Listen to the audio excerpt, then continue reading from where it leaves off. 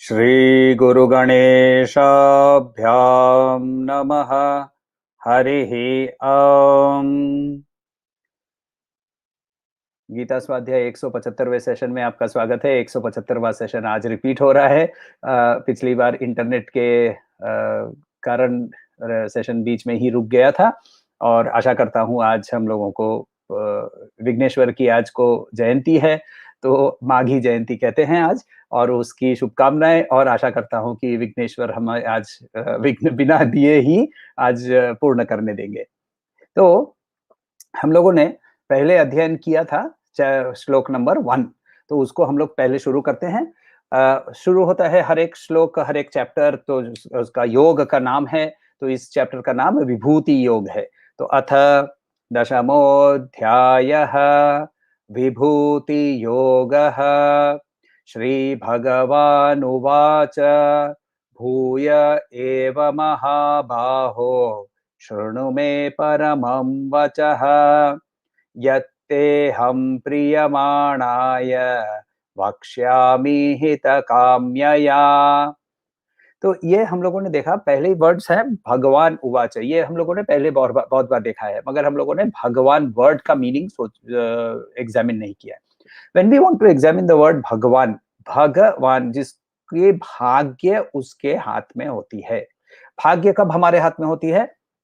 जब हम हर एक एक्शन जो कर रहे हैं, इसमें 3 क्वालिटीज जब हमारे अंदर में आ जाती है, तब हम भगवान की लेवल पे काम करने लगते हैं। क्या 3 क्वालिटीज? पहला, कि मैं ये कर नहीं रहा हूं, कर्तृत्व शरीर में है, मेरे में नहीं है, ये पहली क्वालिटी होनी चाहिए। दूसरी क्वालिटी ये है कि ये हर एक कर्तृत्व ना होने पर भी हर कर्म की एक क्रियाफल होता है। कर्मफल नहीं बोल रहा हूं मैं, क्रियाफल होता है, रिएक्शन नॉट रिजल्ट। तो ये जो क्रियाफल है, ये ये जो प्रतिक्रिया है, रिएक्शन है, ये रिएक्शन क्या होगी दूर दूर तक, लास्ट स्टेज तक इसकी लॉन्ग टर्म थिंकिंग करके इसकी मुझे नॉलेज है। ये मेरा दूसरा क्वालिफिकेशन होना चाहिए। तीसरा क्वालिफिकेशन ये होना चाहिए कि ये कर्म करते हुए मैं मेरा स्वधर्म नहीं भूलूं। स्वधर्म क्या है? हम लोगों ने पहले भी अब इसके बारे में डिस्कशन किया है, आगे चलते भी यही करते रहेंगे, क्योंकि भगवत गीता अल्टीमेटली स्वधर्म के बारे में ही है।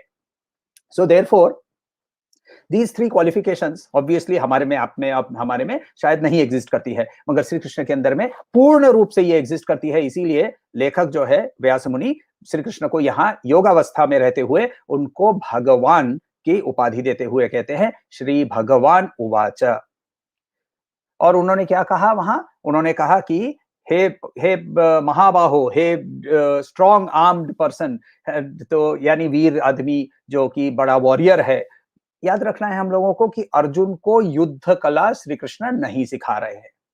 युद्ध कला की के क्योंकि युद्ध कला में वो निपुण था, तो उसको क्या सिखा रहे हैं? उसको उसकी एटीट्यूड कैसे बदलनी है उसके बारे में बात हो रही है। तो इसीलिए यहाँ श्री भगवान कहते हैं कि हे महाबाहो, अब मैं तुमको ये जो मेरे जो डिवाइन टीचिंग्स हैं, इन्हें मैं वापस तुम्हें सुना रहा हूं। भूय, अगेन, यानी चैप्टर 1 से लेकर चैप्टर 8, चैप्टर 9 के अंदर में जो सिर्फ उन्होंने अभी तक सुखाया हुआ है, ये हम लोगों को वापस बार-बार देखना भी पड़ेगा, क्योंकि ये हमारे लिए रिफ्रेशर भी है। साथ-साथ भगवान यहाँ उनकी खुद की सीवी देते हैं, और उस सीवी में जैसे हम लोग सीवी लिखते हैं और उनकी सीवी लिखने में थोड़ा-सा फ़र्क ये है कि हमारी सीवी में हम हर समय एक्सेजरेशन कर लेते हैं, उनकी सीवी में उनको एक्सेजरेशन करने की ज़रूरत नहीं पड़ती है। और तीसरा, वो अपने प्रियजन के लिए दे रहे हैं। प्रियजन कौन है? आप, मैं, सब कोई आत्मन का प्रियजन है, क्योंकि बिना आत्मन आप और मैं एग्जिस्ट ही नहीं कर सकते। जिस क्षण हमारे अंदर से आत्मन इस शरीर को छोड़कर चला जाता है, तो ये शरीर शव बन जाता है। जब तक ये चलता फिरता है, तब तक ये जीव शिवो हम बोल सकती है, मगर जिस मोमेंट इस आत्मन इस शरीर को छोड़कर चला जाता है, ये वो आत्मन ही मैं हूं, और वो मैं जब इसमें से निकल जाता है, तो वो शरीर शिवो हम नहीं बोल के शवो हम ही बोल पाएगा। बोल ही यदि पाए तो शवो हम ही बोल पाएगा, उसके पास और कोई कैपेसिटी नहीं रहती है। और इसीलिए प्रियमाणाय, जब बोल रहे हैं तो ये उपदेश हमारे सबके लिए है, सिर्फ अर्जुन के लिए नहीं है। चलते हैं आगे, श्लोक नंबर 2। श्लोक नंबर 2 तोड़-तोड़ के जैसे हम लोग सीखते हैं वैसे सीखेंगे। न मे विदुः न मे विदुः प्रभवं न महर्षयः प्रभवं न महर्षयः। पूरी लाइन, न मे विदुः प्रभवं न महर्षयः अहमादिर्हि देवानाम् अहमादिर्हि देवानां महर्षिणां च सर्वशः महर्षिणां च सर्वशः अहमादिर्हि देवानां महर्षिणां च सर्वशः न मे विदुः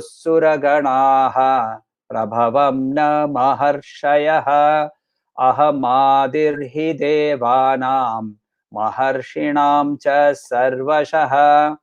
तो कहते हैं यहाँ श्री कृष्ण कि देव और महर्षि जो है ये भी मेरी ओरिजिन को, मेरा जन्म कहाँ से हुआ, मेरी ओरिजिन कहाँ से है, ये उनको नहीं पता है। मैं ही वो सोर्स हूं। मैं अहम आदिर ही देवानाम, मैं वो सोर्स हूं जिससे देवानाम महर्षिणाम, तो ये दोनों जहां से उत्पन्न हुए हैं। पिता पुत्र का आदि जानता है, मगर पुत्र जो है वो पिता का आदि नहीं जान सकता ना। तो वैसे ही यहां हम लोगों को श्री कृष्ण कह रहे हैं कि मैं इन देवताओं और महर्षियों का, उनका ही सृजन मैंने ही किया है। देवता का मतलब क्या? तो देवता का मतलब हम लोगों ने देखा है, एक होता है कि जहां जो कि एक अलग एक प्लेन ऑफ एग्जिस्टेंस में जो रहते हैं, जिनका शारीरिक वाइब्रेशन जो है ये हमारे शारीरिक वाइब्रेशन से भिन्न होता है। यानी उनके पास शरीर है, मगर वो शरीर जो है उसकी जो वाइब्रेशन है, देखिए हर मॉलिक्यूल, ये परमहंस योगानंद ने बहुत साल पहले, आइंस्टाइन के बहुत साल पहले उन्होंने कहा था कि मैटर और एनर्जी के अंदर में कोई फर्क नहीं है, और मैटर और एनर्जी सिर्फ डिग्रीज ऑफ वाइब्रेशन के चेंज के कारण एक चीज मैटर दिखती है, दूसरी चीज एनर्जी दिखती है। यही चीज हमारे वेदों में त्रिगुण, त्रिगुण से पंचतत्व, ये हम लोगों को पहले ही बताया गया है। तो हम लोगों को ये यदि समझना है तो ये हम लोग को बहुत क्लियरली देखना है कि ये जो देव है, इसका एक मीनिंग ये होता है कि वो एक एक एग्जिस्टेंस है जो एक डिफरेंट लेवल ऑफ वाइब्रेशन में वाइब्रेट कर रही है। महर्षि कौन है? ऋषि वर्ड जो है वो दृष्टा से आता है। दृष्टा यानी जो देखने वाला, वो कौन? जो मंत्र को देखता है वो मंत्र दृष्टा ऋषि बन जाता है। हम लोग जब कोई भी जप करते हैं ना, तो जप करते समय उस देवता, ये ऋषि का नाम लेते समय सर के ऊपर हाथ रखते हैं। सर के ऊपर क्यों हाथ रखते हैं? ये इमेजिन करते हुए कि उस मंत्र के जो दृष्टा ऋषि जो हैं, उनके पैर हमारे सर के ऊपर है। तो गायत्री छंद जो है, गायत्री के जो जो ऋषि हैं उसका नाम विश्वामित्र है। तो इसीलिए गायत्री जप करते समय गायत्री महामंत्र से ऋषि विश्वामित्र है। फिर छंद के लिए मुंह से छंद निकलता है, इसीलिए होठों को टच करते हैं। तो ऐसे हम लोग न्यास करते हैं। तो ऋषि जो है वो मंत्र दृष्टा, वहां से वर्ड आता है। महर्षि कौन है? जो महान ऋषि, यानी उन्होंने कुछ ट्रूथ्स, कुछ सत्य ऐसे बताए हैं जो कि अनंत हैं, सनातन हैं, और वो ही हमारे जो धर्म जिसको कहते हैं सनातन धर्म का बेसिस बनता है। तो ये उपनिषदिक टीचिंग्स हैं, वैदिक टीचिंग्स हैं, ये जो इनके जो दृष्टा हैं, इनको हम महर्षि कहते हैं। ये एक अलग क्लास हो गया। मगर इन दोनों का एक्चुअल मीनिंग क्या है? आपने, मैंने शायद किसी देव को फिजिकली प्रेजेंट नहीं देखा है, ना ही हमें किसी महर्षि को हमारे सामने देखा है। भगवान शंकराचार्य ने महर्षि व्यास को देखा था, वैसे हम लोगों ने किसी ऋषि को सामने प्रकट होते नहीं देखा है। तो इसका हमारे लिए एक्सपीरियंशियल मीनिंग क्या है? इसका एक्सपीरियंशियल मीनिंग ये है कि देवता जो है वो हमें, दिव वर्ड से आता है। दिव का मतलब होता है प्रकाशित होना, उज्जवल होना।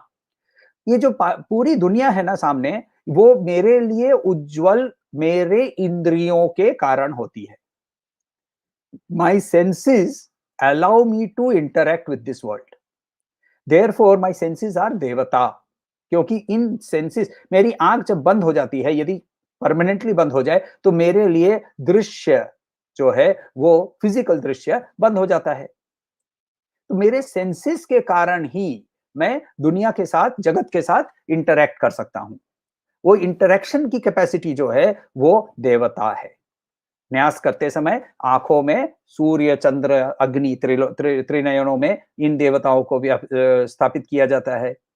प्राणों में वायु को स्थापित किया जाता है। लोम, जो जो शरीर के ऊपर जो बाल होते हैं, इनमें औषधियों को स्थापित किया जाता है। वैसे हम हर एक अंग के अंदर में देवता को स्थापित करते हैं। इसका मतलब ही हमारे ऋषियों को बहुत क्लियरली पता था कि interaction with the world requires us to have a देवता, a power। तो वो ये क्या कह रहे हैं श्री कृष्ण यहाँ, कि ये जो तुम्हारे अंदर में पावर है to interact with this world, वो उसका सृजन मेरे से हुआ है। कॉन्शियसनेस जब किसी गर्भ में प्रवेश की, उस कॉन्शियसनेस, उस इंटेलेक्ट के कारण, उस प्रज्ञा के कारण तुमने जो शरीर तुमको धारण करना था तुमने की, और उसके कारण तुम आज यहाँ धनुष पकड़कर मेरे सामने खड़े हो। श्री कृष्ण ये कह रहे हैं एक्चुअली। महर्षि कौन है? सप्तर्षि माने जाते हैं ना, 7 ऋषियों। ये है हमारे पंच तत्व और उसके साथ जुड़े हुए और 2 चीज, हमारी मनस और हमारी बुद्धि। पंच तत्व और मनस बुद्धि, ये है हमारे एग्जिस्टेंस के कारण। मेरा इंडिविजुअल एग्जिस्टेंस जो है, जिसके जो जीव जिसको लेकर चल रहा है, वो 7 चीज है। ये 7 चीज क्या है? ये मेरे जो पंच तत्व है, पंच महाभूत है, और मनस है और बुद्धि है। इन 5 सातों को एक साथ लीजिए तो ये बन गए हमारा जो हमारा मटेरियल एग्जिस्टेंस है, उसका ये वो महर्षि कहलाता है। तो देयरफॉर हमारा जो मटेरियल एग्जिस्टेंस है and our power to interact with the other material existence, ये दोनों का सृजन आत्मन से होता है, ब्रह्मन से होता है, ईश्वर से होता है। ये है डिक्लेरेशन श्री कृष्ण का। उनका परिचय दे रहे हैं वो, और वो परिचय देते समय ये बहुत क्लियरली कह रहे हैं कि ये परिचय मेरा ऐसा है। वो उपनिषद के अंदर में बहुत सुंदर से, श्वेतस्वतर उपनिषद के अंदर में ये कहता है, तृतीय अध्याय के अंदर में, अपाणि पादो जवनो गृहीता पश्यत्यश्चक्षुष शृणोत्य कर्णः स वेत्ति वेद्यं न च तस्यस्ति वेत्ता तमाहुरग्र्यं पुरुषं महान्तम्। अपाणि पादो जवनो गृहीता, वो उसके हाथ नहीं होते हैं, उसके पाँव नहीं होते हैं, मगर वो सबसे तेज चलता है और सब कुछ को पकड़ लेता है। उसके आंख नहीं होने पर भी वो सब कुछ देख सकता है, उसके कान नहीं होने पर भी वो सब कुछ सुनता है।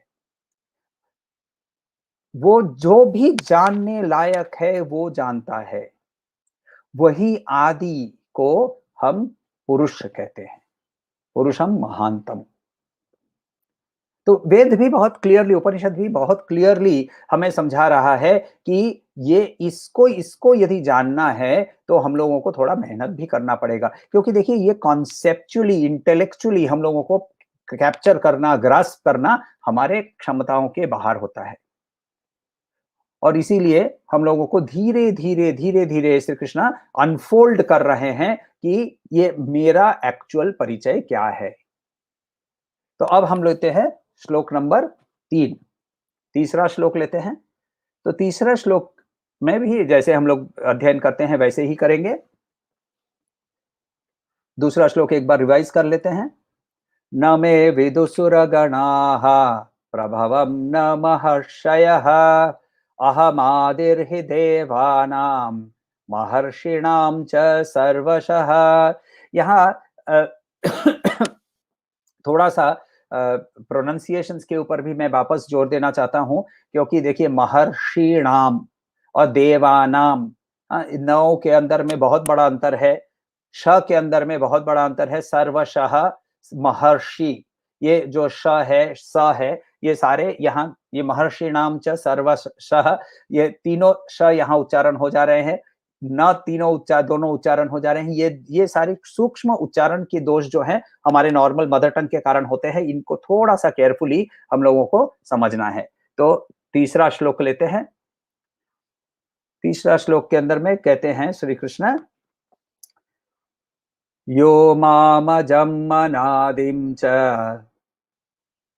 यो मामजम् अनादिं च वेत्ति लोकमहेश्वरम्, वेत्ति लोकमहेश्वरम्, यो मामजमनादिं च वेत्ति लोकमहेश्वरम्, असम्मूढसमर्थ्येषु, असम्मूढसमर्थ्येषु सर्वपापै प्रमुच्यते, सर्वपापै प्रमुच्यते, असम्मूढस्समर्थ्येषु सर्वपापै प्रमुच्यते, यो मामजम् अनादिं च वेत्ति लोकमहेश्वरम्, असम्मूढसमर्थ्येषु सर्वपापै प्रमुच्यते। तो पहले यहाँ हम लोग देखते हैं उनका जो वो श्लोक बोल रहे हैं कि जो जो वर्ड्स बोल रहे हैं इनका मीनिंग क्या है। तो यहाँ वो श्री कृष्ण बहुत एक डिक्लेरेशन करते हैं कि जो मुझे अजम यानी अनबॉर्न, जिसका जिसका कोई जन्म नहीं हुआ, अनादिम जिसका कोई शुरू ही नहीं है, ऐसे ही जिन लोग जानते हैं मुझे महेश्वर के रूप में जानते हैं, इस लोकों के महेश्वर के रूप में जानते हैं, वो ही इस मृत्युलोक में मोह से मुक्त हो जाते हैं। असम्मूढ़, मूढ़ का मतलब मूढ़ यानी डिल्यूडेड, जो ठगा हुआ है, और सम्मूढ़ तो सम्यक रूप से मूढ़ यानी कंप्लीटली डिल्यूडेड, असम्मूढ़ यानी जो मूढ़ नहीं है, जो उसको कोई डिल्यूशन इल्यूशन नहीं है, और वो सारे पापों से मुक्त हो जाता है। सर्व पापै प्रमुच्यते। अब इसका हम लोग को मीनिंग भी देखना है। तो मीनिंग देखते समय हम लोग पहले शुरू करें कि यो माम अजम अनादिम, अजम अनादिम, यदि श्री कृष्ण बोलते हैं कि मेरा कोई जन्म नहीं हुआ, तो हम लोग उसकी जन्माष्टमी क्यों करते हैं? तो ऑब्वियसली यहाँ जन्माष्टमी हम उस शरीर की करते हैं, बाल गोपाल की करते हैं, जो अंधकार के अंदर में, कारागृह के अंदर में जन्मे थे। मगर हम यहाँ श्री कृष्ण यहाँ जो गीता ज्ञान दे रहे हैं वो अजम अनादिम है, क्योंकि वो आत्मस्वरूप यहाँ खड़े हैं। आत्मस्वरूप यहाँ खड़े हैं। आत्मस्वरूप का मतलब होता है कि जो आत्मन, जो कि गुणों को धारण, स्वेच्छा गुणों को धारण करके वो हमारे सामने ईश्वर के रूप में खड़े होते हैं। इसीलिए वो बोल रहे हैं कि मैं अजम अनादिम, अजम च अनादिम, अजम अनादिम च। तो संस्कृत की ब्यूटी है कि वर्ड्स को हम लोग उल्टा पुल्टा भी कर लें तो मीनिंग नॉर्मली ज्यादा चेंज नहीं होता है। तो यो माम अजम अनादिम च वेत्ति, जानता है जो, लोक महेश्वरम, ये बहुत इंटरेस्टिंग वर्ड है। महेश्वरम, ईश्वर का मतलब होता है जो कि जो डिटरमिन करता है, जो लॉर्ड है, जो राजा है। महेश्वरम जो राजाओं का राजा है। लोक महेश्वरम, सारे लोकों का, सारी पृथ्वी का, सारे यूनिवर्स का जो महेश्वर है। ये वर्ड जो है श्री कृष्ण ने पहले भी उनके खुद के बारे में उन्होंने यूज किया था। कैसे यूज किया था? उन्होंने चैप्टर 5 में उन्होंने कहा था, भोक्तारम यज्ञ तपसाम सर्वलोक महेश्वरम सुहृदम सर्वभूतानाम ज्ञात्वा माम शांति मृच्छति। तो उन्होंने कहा था कि यज्ञ का जो भोक्ता है, यज्ञ का जो, और तपस का जो जो भोक्ता है, वो सर्वलोक महेश्वरम मैं ही हूं। सबका वो सुहृद है, फ्रेंड है, सेल्फलेस फ्रेंड है। सर्वभूतानाम, सब सर्व सारे भूतों का, सब मटेरियल वर्ल्ड का वो मित्र है। ये देखिए यहाँ इसके अगले श्लोक के अंदर में प्रियमाणाय हम लोगों ने देखा था। यहाँ देखिए बहुत क्लियरली उसका रिपीटिशन है कि वो बोल रहे हैं कि मैं सबका सुहृद हूं, सबका मित्र हूं, इसीलिए सबको ही उसका प्रियमाणाय के अंदर में डेफिनेशन में हम फिट करते हैं। और उसको जानने से, उनको जानने से शांतिम शांतिम रिच्छति। तो शांतिम रिच्छति का मतलब शांति को प्राप्त होते हैं। ये उन्होंने पहली बार, एक बार उन्होंने लोक महेश्वरम के बारे में उन्होंने यूज किया था। दूसरी बार उन्होंने हमारे लिए और एक बार उन्होंने वर्ड महेश्वर वर्ड यूज किया था, वो है चैप्टर 9 के अंदर में उन्होंने, हम लोगों ने अभी रिसेंटली देखा है, वहां वो कहते हैं कि अवजानन्ति मां मूढ़ा मानुषिं तनुमाश्रितम परम भावमजानन्तो मम भूत महेश्वरम।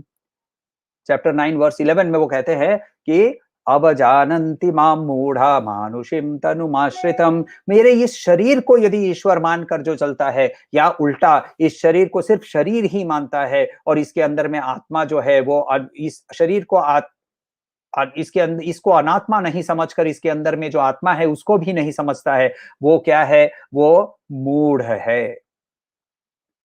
और जो इसको ठीक से जानता है, समझता है, वो जान लेता है कि सर्वभूत महेश्वरम, मैं सब भूतों का महेश्वर हूं, ये वो समझ जाता है।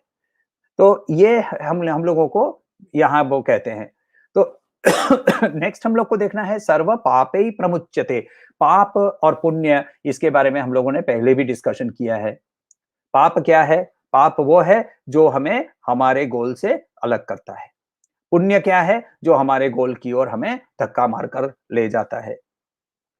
सर्व पापे ही प्रमुच्यते, हमारे अंदर में पाप की जो टेंडेंसी है, हमारे गोल से हटने की जो टेंडेंसी है, वो भी निकल जाती है, वो भी डिस्ट्रॉय हो जाती है। किस कब होती है? जब मैं उनको पहचानता हूं।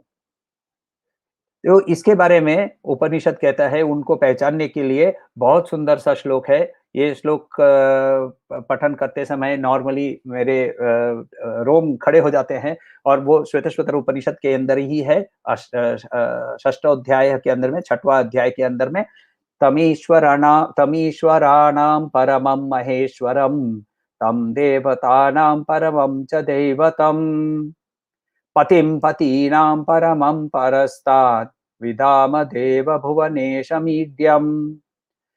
तुम तम ईश्वराणां परमं, तुम तु, तुम इस उस महान शक्तिशाली महेश्वर को जानेंगे जो समस्त शक्तिशाली ईशों का भी उच्चतर परम ईश है। तुम तम ईश्वराणां परमं महेश्वरम। तो जो देवताओं का परम देव है, जो अधिपतियों का अधिपति है, जो प्रभुओं का प्रभु है, उच्चतम महानताओं का से भी परे, उससे भी उच्चतर हम उस देव को जानेंगे, उसको भुवनेश, जगत के ईश्वर का नाम देकर हम उसका प्रणाम या आराधना करेंगे। कितना सुंदर श्लोक है।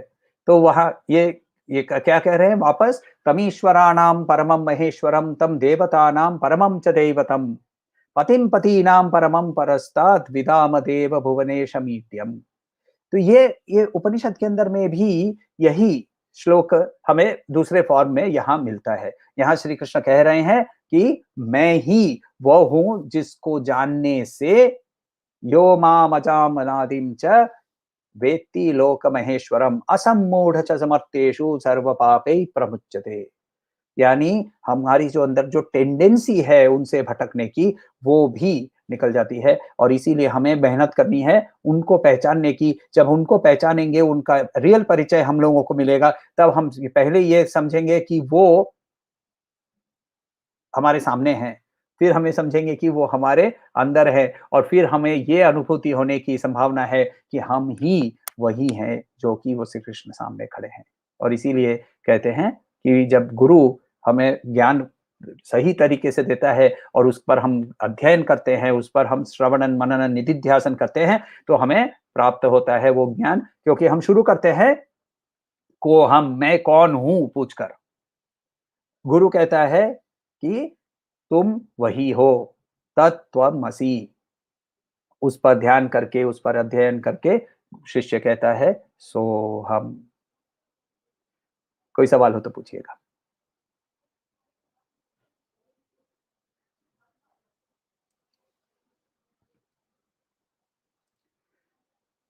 ॐ शान्ति शान्ति शान्तिः। हरिः ॐ। श्रीगुरुभ्यो नमः। हरिः ॐ।